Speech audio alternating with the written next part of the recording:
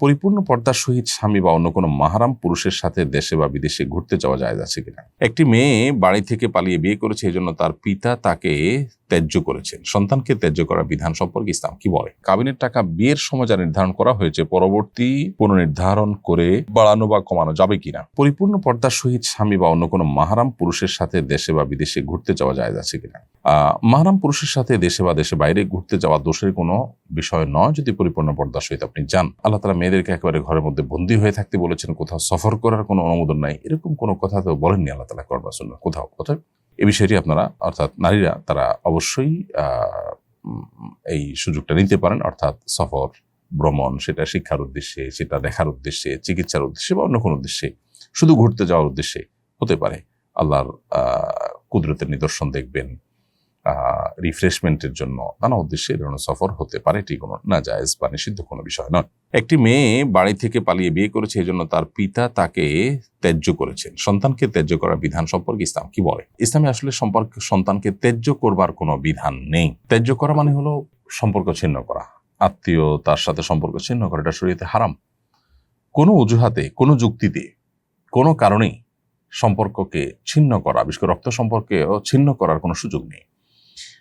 সে ভিডিওটা আমাদেরও দেখার সুযোগ হয়েছে, আমরাও দেখেছি যে বাবা এবং মেয়ে দুজনেই সানন্দে এবং স্বেচ্ছায় একে অন্যকে ত্যাগ করে চলে যাচ্ছে। এর চেয়ে দুর্ভাগ্যজনক আর কিছু নেই। তাদেরকে আমরা অনুরোধ করবো তারা যেন আল্লাহকে ভয় করেন, নিজের ইগো, নিজের জেদ, নিজের খেদ, এই সব কিছুকে আল্লাহর নির্দেশের সামনে কোরবানি করে দেন। তাহলে সেক্ষেত্রে দিন শেষে তারা মুসলমান হয়ে উঠতে পারবেন এবং সত্যিকারের যে আত্মসমর্পণকারী সেটা হওয়ার সুযোগ হবে তখন। এই জন্য এই বিষয়টাতে আমাদের খুব বেশি মনোযোগ দেওয়া উচিত, আমরা যাতে কোনোভাবেই আল্লাহর বিধানের বাইরে গিয়ে নিজেদের ইগোকে প্রাধান্য না দিই। এবং এভাবে যদি ত্যায্য করেও শরীরের দৃষ্টিকোণ থেকে এটার কোনো ভ্যালু থাকবে না। এখন প্রশ্ন হলো, একটা মেয়ে খারাপ পথে চলে গেছে, একটা ছেলে খারাপ পথে চলে গেছে, তাকে শাসন করা যাবে না?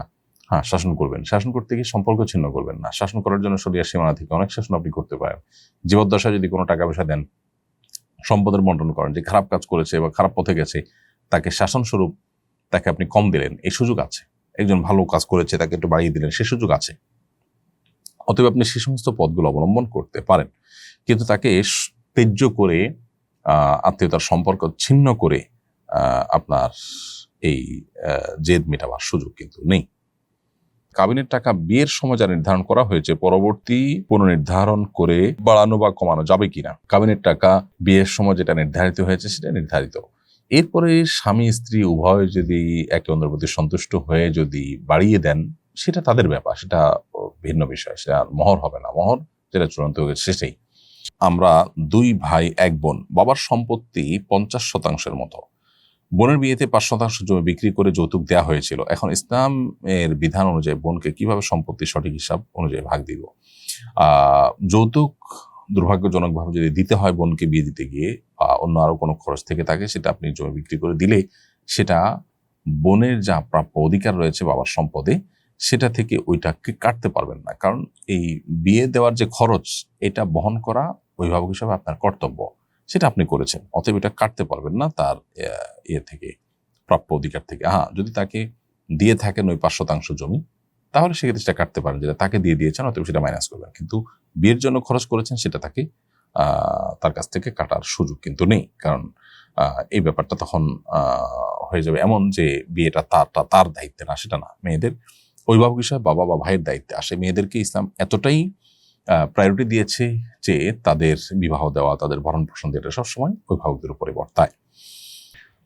আল্লাহর রাস্তায় আইডি থেকে আপনি লিখেছেন, মেয়েদের স্বর্ণ রূপার আংটি ছাড়া অন্য কোনো আংটি পরা যাবে কিনা, হাদিস কি বলে? স্বর্ণ রূপার আংটি পরার ব্যাপারে উৎসাহ দেয় কোরআন সুন্নাহ মেয়েদেরকে। পুরুষ অবশ্য স্বর্ণ ব্যবহার করবেন না, রূপার আংটি ব্যবহার করতে পারেন প্রয়োজনে। আর লোহার আংটি পরার পরে হাদিসে নিষেধাজ্ঞা রয়েছে, এবং অন্য যে কোনো ধাতুর আংটি পরিধান করতে পারেন। লোহার আংটির পরে হাদিসে নিষেধাজ্ঞা রয়েছে, অতএব সেটিকে অ্যাভয়েড করবেন।